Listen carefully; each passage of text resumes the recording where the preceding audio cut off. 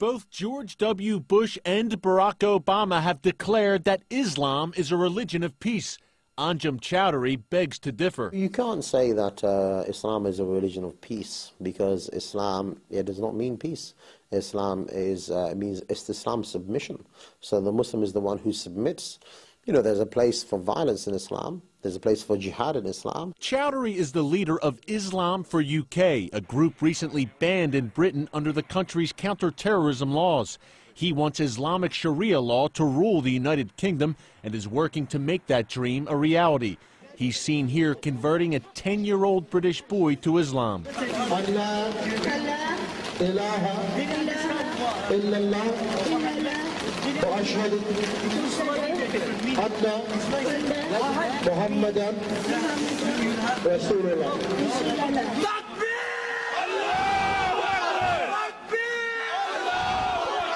Islamic radicals in the United States are usually pretty savvy. They wear suits and ties. They speak, at least publicly, in moderate tones. But here in London, it's often a different story. Anjem Choudary has praised the 9/11 hijackers and called for the execution of Pope Benedict.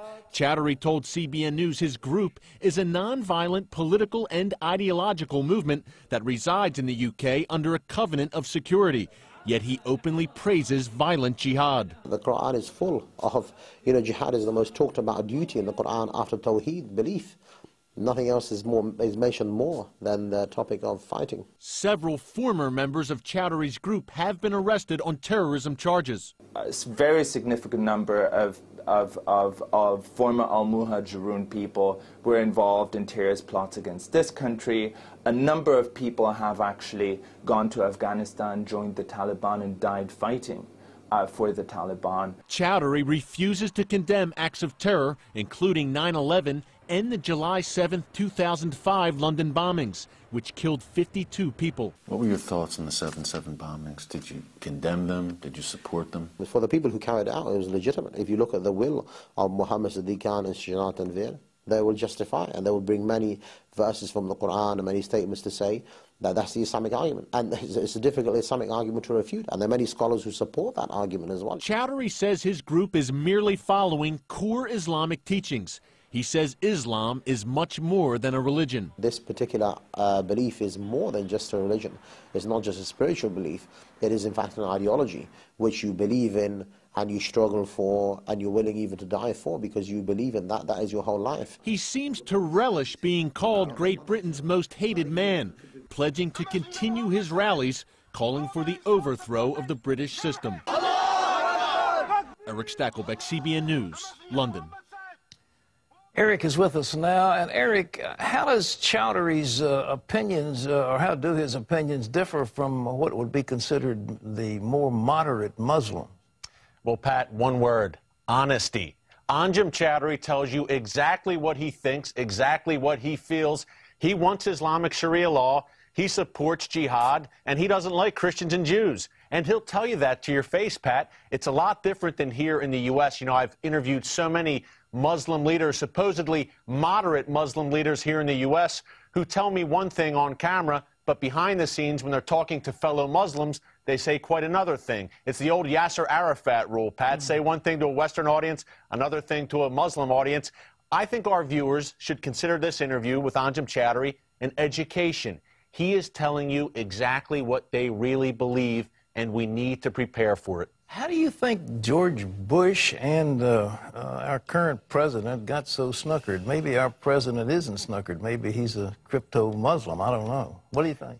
You know, Pat, it's tough to say. I think honestly, there's just an ignorance about Islam. If you look back to the Cold War, you look back to the 1980s, Ronald Reagan was a guy who devoured everything he could get his hands on about communism, Marxism, Stalinism, the Soviet Union. He knew the enemy. I think our political leaders today, Pat, on both sides of the aisle are completely ignorant about Islam. We had a Democratic leader just 3 years ago who didn't know the difference between Shia and Sunni. And this was a guy sitting on an Intel committee, Pat. So there's ignorance across the board.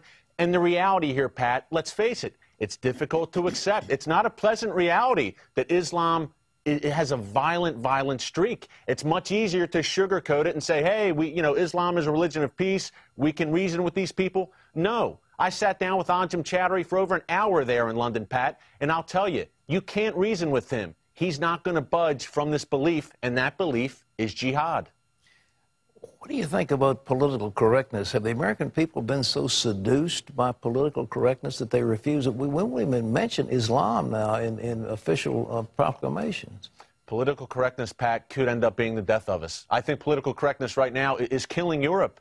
The reluctance, once again, to identify not only the enemy, but what the enemy believes. This is what they believe. And, Pat, as Choudary said, they're getting this from the Quran. They're getting it from the Hadith. I wish it wasn't so, but it is. And it's been in there for 1,500 years. And to them, this is unchanging. It can't be changed. What we need is some Muslims. We can't do it. Some Muslims have to step up, look at the Quran and say, hey, we have to bring this up to date to the 21st century. It's not the 7th century anymore. We need to bring it into the modern day. We need to strike these verses about jihad and try to translate in a way that it doesn't apply to the present day. That's a very, very tall order, Pat. As you know, that's what we need. I don't know that we'll get it. Eric, I don't think we will either, but it looks like this violent confrontation is coming up all around the world, and there's no escaping. We've just got to be strong and fight these things where we can. But Eric Stakelbeck, great work. Keep it up. We appreciate you, brother. Thank you, Pat.